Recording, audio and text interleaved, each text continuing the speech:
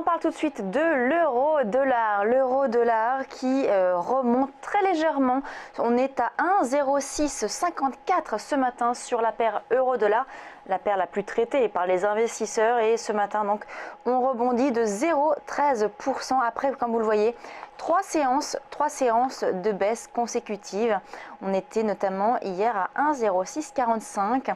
Alors c'est vrai qu'on voit quand même cette paire pratiquement descendre, baisser depuis fin octobre. On est le 22 octobre et voire même là depuis le 15 octobre, depuis mi-octobre, on baisse continuellement sur la paire euro-dollar. C'est aussi donc l'effet des banques centrales, le discours des banques centrales qui font baisser cette paire euro-dollar. Je reviens sur le CAC 40. Le CAC 40 qui hier a terminé en hausse de 2,77%.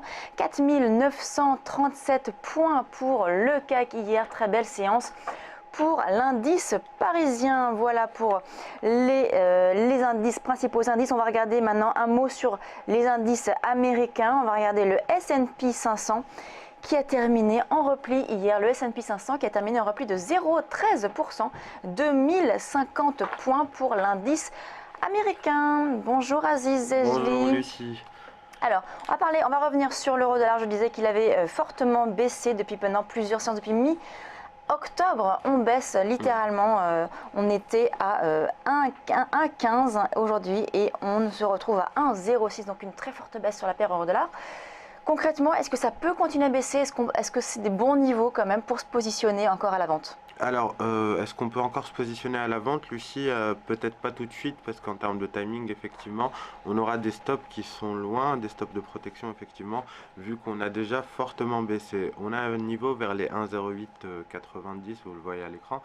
Ça correspond au premier niveau sur lequel on peut essayer de se positionner à la vente, effectivement, toujours, avec en ligne de mire les objectifs 1,05, 1,0460. C'est les deux plus bas qu'on a connus au mois de mars et de février, et qu'on devrait revenir chercher, notamment suite au discours assez accommodant de Mario Draghi il y a quelques semaines maintenant, qui a précipité la chute de l'euro, et de l'autre côté au relèvement des taux prévus en décembre aux États-Unis, qui renforce le dollar de son côté.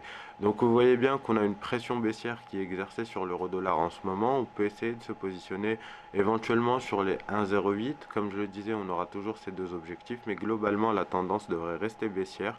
On peut essayer donc de jouer un petit rebond technique pour se positionner à la vente et attendre ce rebond-là. On a deux zones pour vendre, 1,08 et 1,0890. Merci Aziz. On marque une pause. On se retrouve tout de suite sur Direct Marché. On va retrouver Émeric Blonde, financière de Champlain. A tout de suite.